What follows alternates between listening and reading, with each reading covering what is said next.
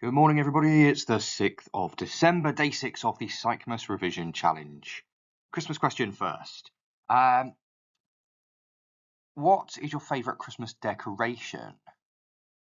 Yeah, what's your favourite Christmas decoration? I like a good string of Christmas lights. Don't really mind if they're the multicoloured ones or not, but Christmas lights I would go for. Not a massive fan of sort of like random hanging things on trees. I don't mind a classic bauble, but all these different bits and pieces, yeah, not really a big fan. Right, let's open the door. There you go. So you've got some attachment, memory, approaches, social influence, and psychopathology or clinical psychology. Pause the video, give it a go. You're in the routine by now. Hopefully you know how this works. Right, go on then come back when you're ready. Right, okay, hopefully that was plenty of time for you to pause and have a go. The English-Romanian Adoptee Study. So this is the ERA study. It's Rutter et al. And in terms of the procedure, he took 165, I think it was, 165 Romanian children who'd been adopted into the UK. And followed them over many years, sort of checking in with them, assessing sort of physical development, cognitive development, social, emotional well-being, sort of relationships, friendships, that sort of stuff. Measuring them, interviewing families and parents, families and teachers, that sort of stuff, and compared them at each point to a control group of British children who were also adopted, but obviously not from those institutions in Romania. So it's a longitudinal study, you could say. And in terms of the findings, the key point, I suppose, really was that despite really suffering to start with, or really sort of lagging behind in terms of development to start with, a lot of those Romanian adoptees caught up, yeah, after a few years, so long as they were adopted before the age of 6 months. Yeah, those that were adopted after 6 months, so they were in the institutions longer, those continue to have significant deficits, significant delays. Some of the sort of effects that were found, sort of delayed cognitive development, so that would be sort of lower IQ, struggling at school, that sort of stuff. Physical as well, so, you know, underweight, sort of physically shorter. You've got sort of the social emotional stuff as well, so quasi-autism or disinhibited attachment. So disinhibited attachment is where they sort of might treat a stranger as sort of over-familiar and sort of show some of those normal sorts of attachment behaviours, but with someone that isn't an attachment figure. Yeah, so a little bit sort of, yeah, over-friendly, like I said, maybe a bit unsure about those sort of boundaries. Okay, how does anxiety affect eyewitness testimony? Well, here, I mean, you could use research to sort of illustrate the effect, but that's not the focus here. It's what does anxiety do to eyewitness testimony? So I guess the key thing is that in this example, it could go either way, right? So anxiety could reduce the accuracy of or impair eyewitness testimony. And there you might talk about the weapon focus effect, or you might be aware of something called tunnel theory, which is where, due to that sort of anxiety, that sort of fight or flight response, your attention is sort of narrowed onto the threat. Yeah, that's where you get that weapon focus effect. So you might remember the Johnson and Scott study. Like I said, you could use that to illustrate it, but the focus isn't the research here.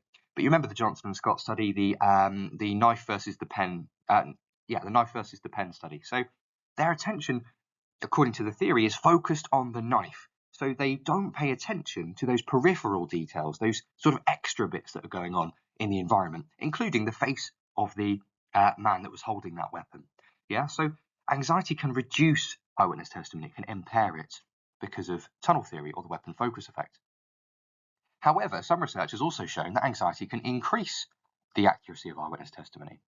And again, you might remember some of the sort of real life robbery type studies where they found that those that were really close to the threat and therefore really anxious actually remembered better, yeah, after, you know, some months in many cases. So you could argue either way or include both. And you might also remember, I hope you might remember, that inverted U theory, the Yerkes-Dodson law, saying that there is a sort of, there's an optimum sort of point for sort of arousal or anxiety to increase performance. Yeah, so the top of that upside down U.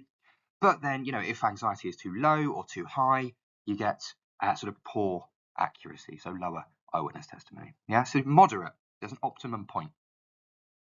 Right, Maslow's hierarchy of needs. Well, the idea here is that it's sort of a progression. It's presented often as a pyramid of sort of needs that need to be met in order for us to, achieve our potential. So at the top of that sort of hierarchy, the top of that sort of pyramid, you've got the idea of self-actualization. So self-actualization is where we are, we're wanting to be the best we can be. We are, we're achieving our potential. We are creative, moral, spontaneous, happy sort of people, right? We're the best person we can be. So that's our growth need. And then the ones below that, you can't meet that growth need until you've met those 4 sort of deficit needs, the ones that we have to sort of top up in order to get to that top level. So that starts with your basic physiological needs like food, water, those bits and pieces. We then progress through those sort of security needs. That might be physical security, having a roof over your head, job security, those sorts of things. And then we get to those sort of more, I guess, social sort of emotional needs, which is that love and belonging, that 3rd level, having relationships. And then we get to self-esteem is the sort of the fourth stage, the top sort of deficit need. We need to feel good about ourselves. We need to feel positive. And once we've achieved all of those needs, then we can achieve self-actualization. Okay, situational explanations for obedience. There are 2 on the spec. They are legitimacy of authority and agentic state. So, quick recap. Agentic state, that's the one where we start off in an autonomous state. So autonomous state means we are making our own decisions. Yeah, we've got free will. But when we have an order from that authority figure, that triggers an agentic shift. We pass responsibility onto that authority figure and become an agent of authority. Yeah, we're in the agentic state. Now, we still experience what's called moral strain in that state. We still feel bad about it, but it's just that we feel powerless to go against that authority. Yeah. Okay, you might mention there with agentic state something called binding factors. So those things that sort of, once we're in that state, sort of encourage us to stay in that state. They sort of keep that responsibility away from us and trap us. They bind us in that state. So things like, you might remember in Milgram's study, the participants were paid. They signed a consent form. They felt obliged to carry on with the study. Because, they thought they were helping the experimenter, they'd given their word, they'd signed, they were receiving payment. There's a sort of etiquette, sort of manners type thing there, yeah? If we're receiving payment for something, you might use the term contractual obligations. Yeah, they're under contract, even if it's just a social contract. Yeah, binding factors.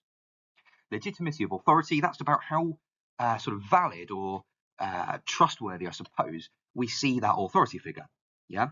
So if we perceive them as legitimate, that means that we perceive them as above us in the social hierarchy, sort of in that situation, right?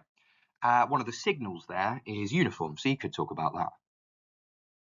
Right, failure to function as a definition in mental health. Well, for evaluate, maybe we want to strengthen a limitation. So a couple of ideas.